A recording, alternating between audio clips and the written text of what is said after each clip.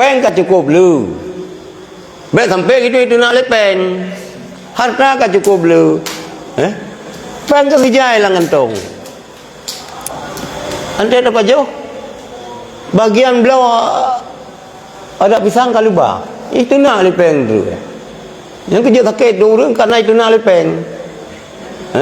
Nah, peng hang belau yang mangan-mangan. Ngu pegah kana. Miu kana bet han mita lepeng. Kan? Bet menan ni ji. Bet lagi ni. Yan.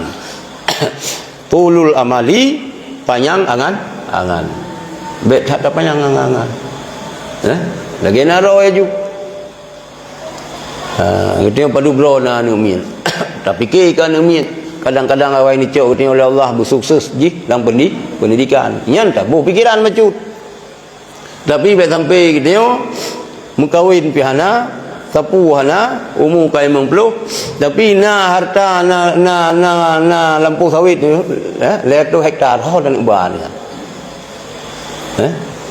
hai ho tabah kuali meninggal ini udah ke baitul mal ke cuma ke baitul mal rugo mentang dia meh kita ya sebab meno kita nyo singa apabila kata Allah dubna harta yang tak kubah yang hana tak infak fi sabilillah dubna rayu menyesal.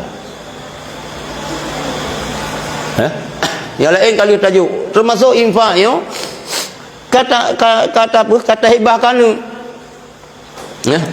kata hibah kanu yang kata wakafnya untuk masjid, yang untuk kemaslahatan masjid, yang untuk kemaslahatan menasah, yang untuk kemaslahatan daya, yang kemaslahatan pendidikan, hasil daripada umangian so yang nak berat, dia cok dari yang tu kurang yang berat, hasil daripada umangian untuk pegat menasah, hasil daripada umangian untuk pegat masjid.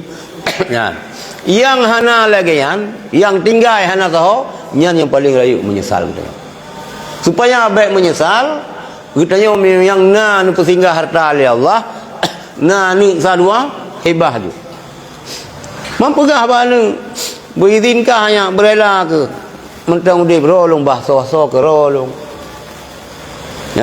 makan diri dalian ni kecuali anak kita yo pi anak orang mayang nyai tapi ki berala ia ju pi anak kita yo cuma doa bagah mati ya yang bagah je cok nyan nyoyan tak puas pikiran anak tu yang kata bi tak buat tiga atau hebah anak ku urang cik hebah urang cik ke anak dia kecabut balik